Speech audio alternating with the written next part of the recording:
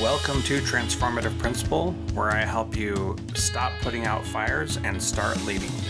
I'm your host, Jethro Jones. You can follow me on Twitter at Jethro Jones.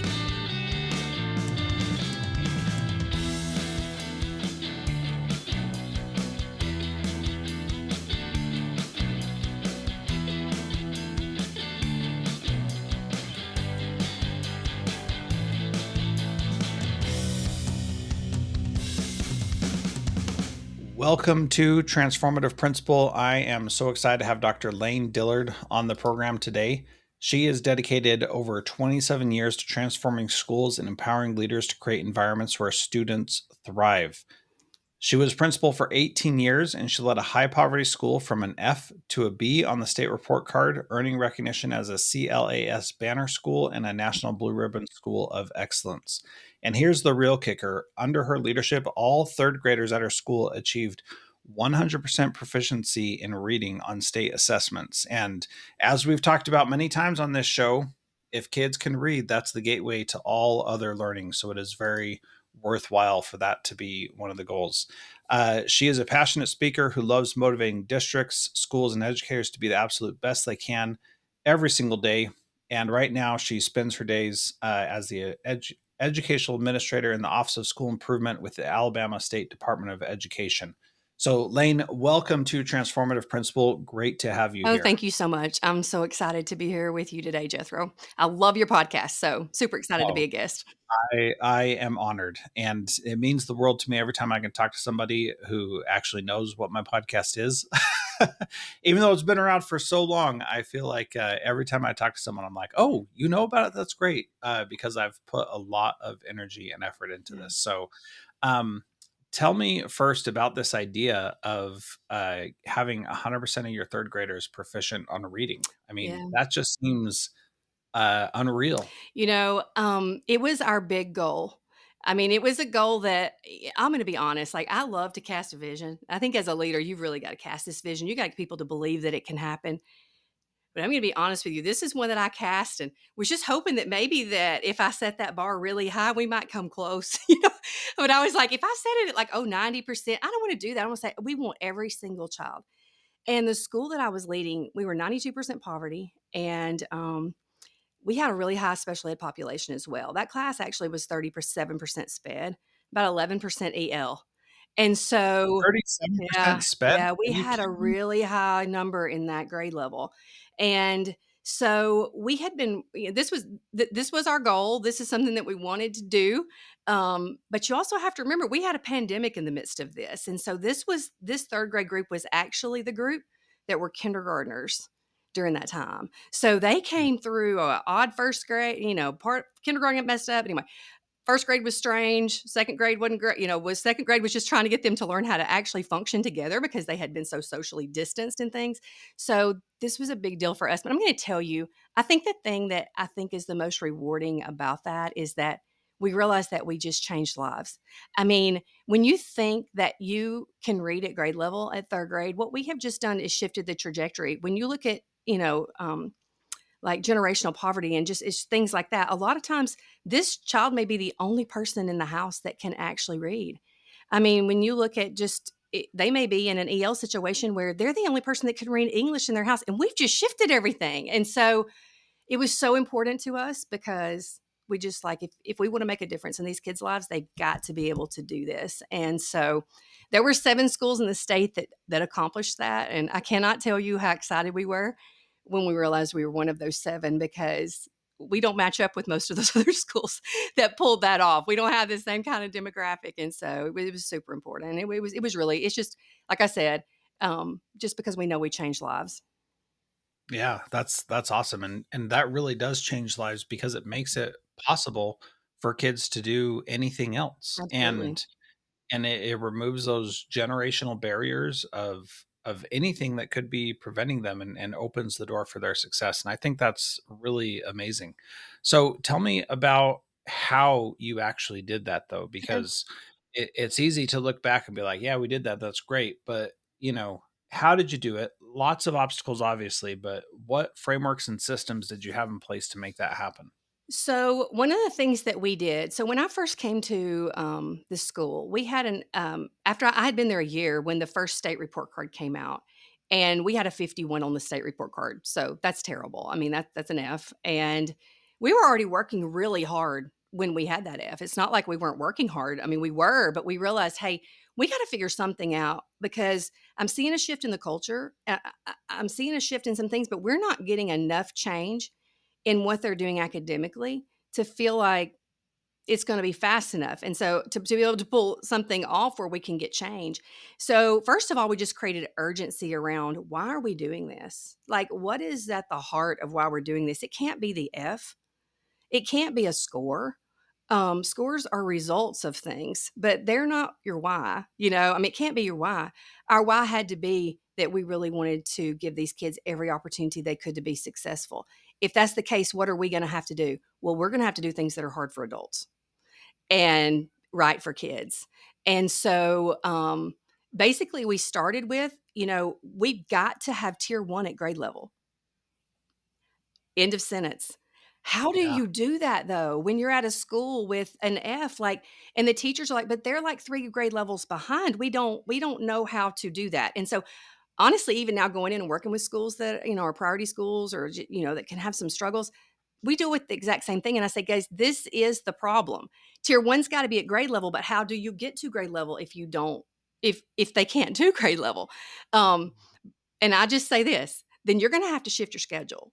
You're going to have to find ways to do this so that you can teach at grade level.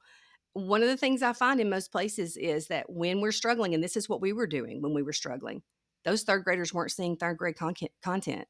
They were still seeing second grade content or first grade content. How can we expect them to be proficient if they've never seen it at the level that they're going to have to be able to perform at? So we made a commitment to that we're going to shift our schedule so that we will teach grade level in tier one. And that was a big shift for us. So that was shift one was the commitment to grade level teaching in tier one. Okay, so why does that matter so much though that they see that grade level content? Go into the reasons why Okay. that matters because people may be like, "Yeah, I get that," but if they're going to fail every time they're exposed to it, then they're just going to struggle continually. So why make that a priority? Because if they've never seen it, I can promise you they can't do it. And so Mm, if we don't, we have it's kind of like compounding interest.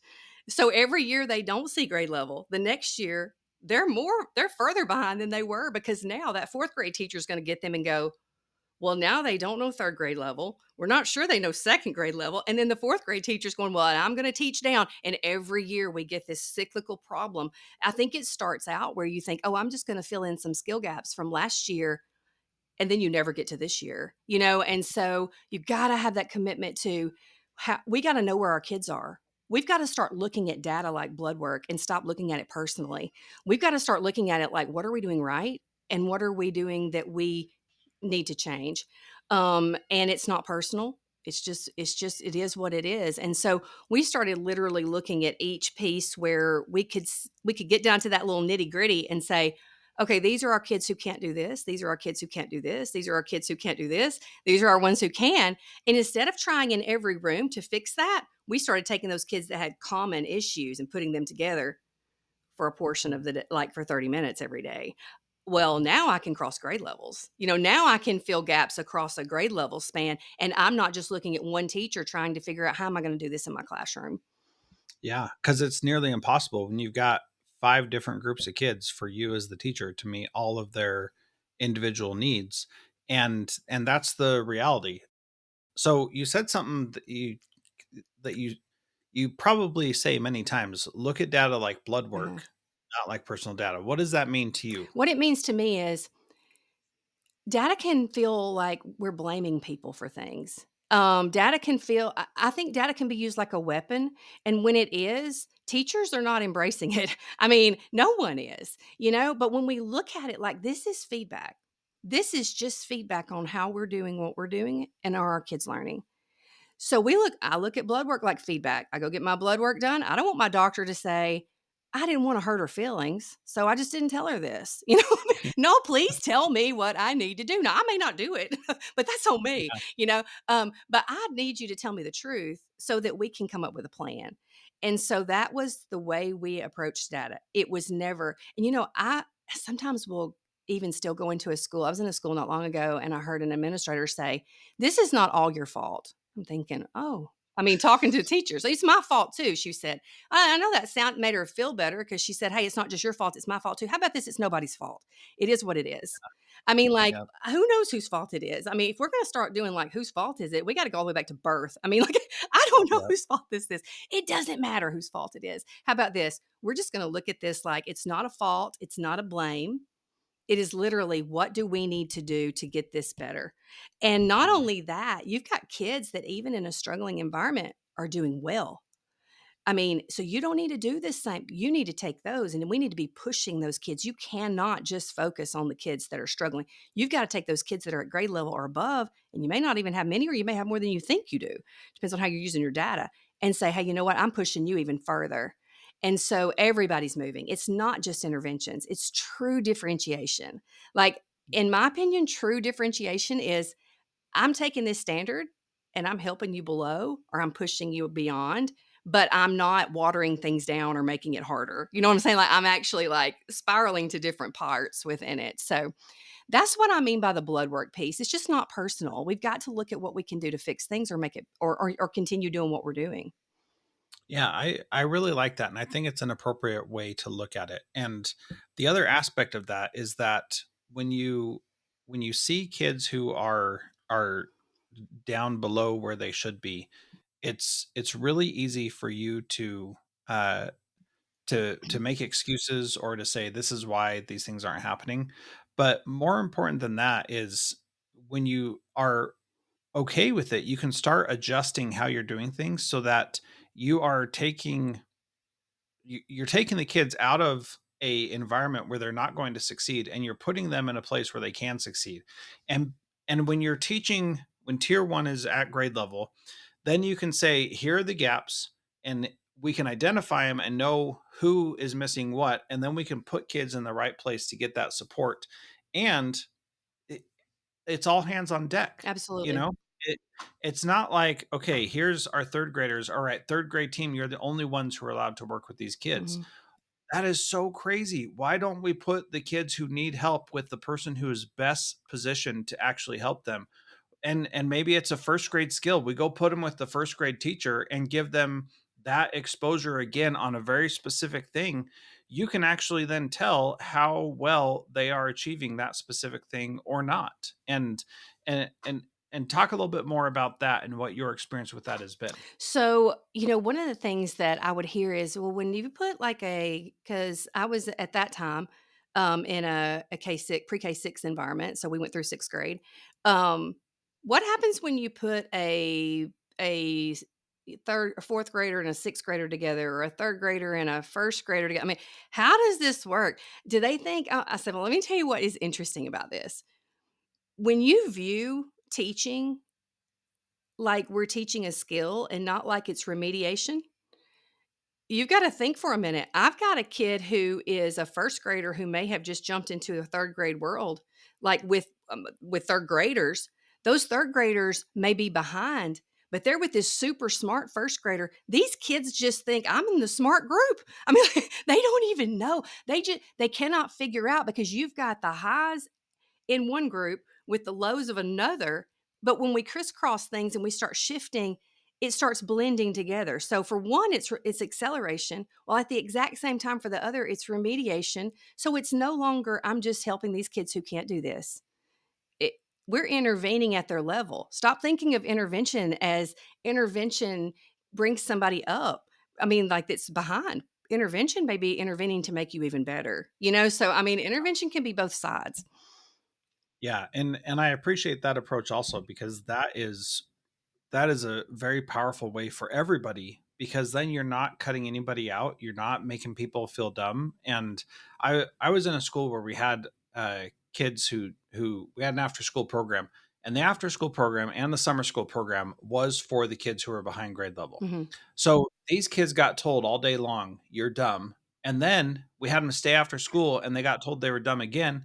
And then we had them come in the summer where they got told they were dumb again.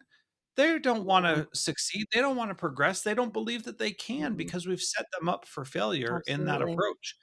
And it's not helpful to anybody. And Mm. it is only destructive, and it doesn't have to be that way. And that's an area where, if you're like, all right, these kids don't know how to do phonemic segmentation. Anybody who doesn't know how to do phonemic segmentation is getting this support, whether they are in kindergarten or they're in 6th grade or even 12th grade. This is the process that we're going through to help them. That is incredibly worthwhile and valuable to support them in that discrete skill. And there's no shame involved in that, because it doesn't matter when you don't know how to do that. When you don't know how to do that, then you need to learn. Yeah. And it can be that direct, right? Yeah, and especially, like, when you start looking at math, math is so interesting. I mean, it's such a different process than reading, in my opinion. I've got an ELA background. Actually, I'm secondary by trade. So I taught high school, middle school. I mean, that's what I did. And I've led that level, but I've led elementary too, and I absolutely love leading elementary. But I can tell you, math is just different. Math has these skills that if I fill one gap, I may have then filled a hole that allowed me to jump up 3 or 4 notches. Like, if they just don't understand fractions and how to manipulate fractions, think about how that's affecting algebra and how it's affecting geometry and how it affects all of our upper level maths when it's a low level math skill. But I'm gonna tell you, if we don't go back and fix that, if that does not get addressed, that child is going to struggle all the way through high math when all they really may have been missing was one skill.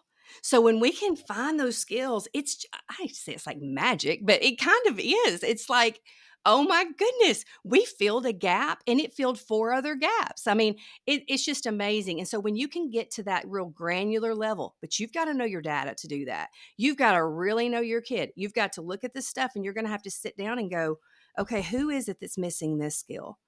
And then you've got to have that time you've got to figure out how to do this. And so, small schools, it looks one way, large schools, it looks another, but everybody can do it. It's just gonna, like I just say, it's kind of like a skeleton. Like if you find a skeleton, we can't tell who it is. I mean, they all kind of look the same, but when you Yeah. flesh them out, they look different. There's a skeleton to this, and that skeleton's going to look the same. So now you flesh it out for, do you have 14 sections of fourth grade, or do you have one section of fourth grade? I mean, it doesn't matter. You've got to flesh that thing out for what works for your school. Yeah. Boy, I love that analogy of your data's like a skeleton. That really, uh, we all share that. It's the same between all of us. And once those building blocks are in place, then we can add in the unique features on top of that. I like that. I haven't ever heard of it that way, so that's good. Um, all right. So surely there must have been more than just looking at your Y and having tier one at grade level. What else went into this? I'm going to tell you that just turning the school around, going from an F to a B is a journey. And, we were talking a while ago just about, you said, really you were talking about ownership. I mean, everybody has to own this. And so that was one of our collective things is, if we want to turn this around, I think we're going to have to all own this place. We're going to have to own our success, and we're going to have to own our failure. We're going to have to just own it. And I hear a lot of people talk about buy-in, and I'm like, I really don't want buy-in. I don't want you to rent. I want you to own. I mean, I want you to say, this is mine. Okay. Everyone owns this. So we bought into that ownership piece of that. The vision was a big piece of it. But I'm going to say engaged instruction, really engaging students in instruction, not just that ritualistic engagement where they're sitting there, but really saying, we're going to commit to, what does good instruction look like? What does high quality instruction look like? How can we engage our students? And how can we have them in these lessons so that, our goal every day, and we would, I want to know what you're going to do today that makes them where they cannot wait to get back tomorrow. And so that fixes attendance. We start changing attendance when they can't wait to come back to school because they're loving what we're doing. So we really made these commitments to just high quality lessons and high quality engagement, and helping each other. So we had this very open door policy at school. Like, If I have a teacher who's fantastic at teaching math, I want everybody to be able to go in and watch her teach math. I'm going to find my bright spots in this building, and we're going to replicate those bright spots. Um, yeah, and that's literally like what we did. And then not only would they go watch this teacher teach, I would say, "Okay, here's what I want you to do. I want you to plan. I want this teacher to come teach your math class." Mm. So that because sometimes we think, well, it looks like that in their class, but that's not what my kids act like, or that's not what my kids are like. But when you see them bring that same lesson into that other room, you realize, hey, this does work. What they're doing actually works. So just really just being collective and owning, and it never feeling like somebody was the queen bee. There's no queen bees here. We're all on the same team. We all wear a jersey, and we're all here for the same reason, and that's so that every single kid here can reach their absolute full potential, regardless of what barriers they have. And I'm just going to tell you, they bought into it. And when they bought into it, they owned it. And that's what I was waiting on is I want you to own this thing, own this process. And so that was really the next piece was just the instructional piece, like the engaged instruction. Yeah. Well, and that's exactly what has to happen is they have to see that they are part of the solution, even if they don't see that they're part of the problem, and if they can recognize that, if they can see I have an impact here, then they can make amazing things happen. But if they feel like it's out of their hands or out of their control, or we can't fight this generational poverty, there's just no way to overcome it, it just makes it really difficult for us to do that. And so I love that approach of having everybody know that they are part of the same team. We're all together, and we do this together. And like, even if one of us is great, we still have to be we have to be awesome, each one of us, and do it together. And yeah, I think that's really powerful. So my last question is, what is we've talked about a lot of stuff, and we didn't even barely scratch the surface. That's the nature of short podcasts, right? Yeah. So what is one thing that someone can do this week to be a transformative leader like you, Layne? Well, I didn't even get into culture really. I mean, I guess everything I mentioned was culture because it is Yeah, a you sure culture. did. It is culture, but I'm just going to say this. Um, I think the one thing that they could do, if there was one thing I could say today, do this, or tomorrow, do this, get a clipboard out and go down your halls.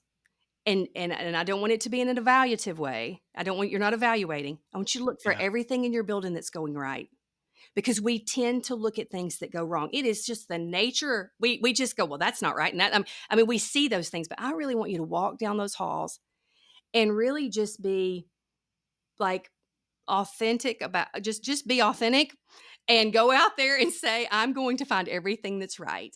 And when you go down there, go with that clipboard and everything you saw that was good, write it down. And then I want you to celebrate it. Even if it is the tiniest thing, like even if it's small, because I'm going to tell you when you're struggling, when we had that 51, I had to stretch to find things for us to celebrate. But there are always things to celebrate. I mean, there are, and I don't mean celebrate, I don't mean having a party. I mean, send them an email, send them a text. Literally, I want you to know I walked by your room today and I was so excited when I saw this. Now, that's that personal piece that you do with the teacher, and they need to get that from you. That's the personal thing you're going to do with the custodian when you say, you're making our school look so great. Thank you so much for the time you spent. When I walk in, you're our first impression. They need that personal, but they also need to hear it said out loud. Other people need to hear that. And I think when you start doing those things, when you start looking for what's going right, you can start replicating good things. And then you've just created that as the incentive. Why do I want to do this? Because it's making the school better. And when you see kids doing things that are right, that same thing for them. Like we're not just looking for the adults, what they're doing well in the building. We're looking for the kids too. So I would just say get out a clipboard and look for the things that are going right and celebrate that stuff. Oh, I love it. I think that's so good. Literally getting out a clipboard and writing down the things would be huge. And so if you have not done that, get out there and do it. That is totally a worthwhile thing to do. And hopefully you fill out multiple pages. And if you don't, wherever you're at, go notice, recognize, acknowledge, and move on with that. That's great. Well, Layne, how should people get in touch with you and learn more about the work you do?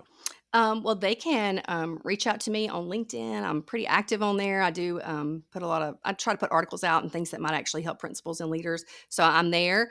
Also, my website is Layne, Layne, have a Y in my name, Layne-Dillard uh, dot com. So they can find me there too. So I'm sorry, yeah, Layne-Dillard.com. Sometimes it's just Layne Dillard and I can't remember which one it is, but I think that's it. So yeah, those are great ways to reach out. Uh, Lane, lanedillard.com Yeah. is the right website.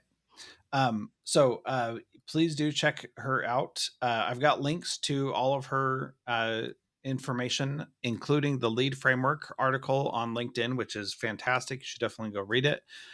You can find those show notes at transformativeprincipal.org.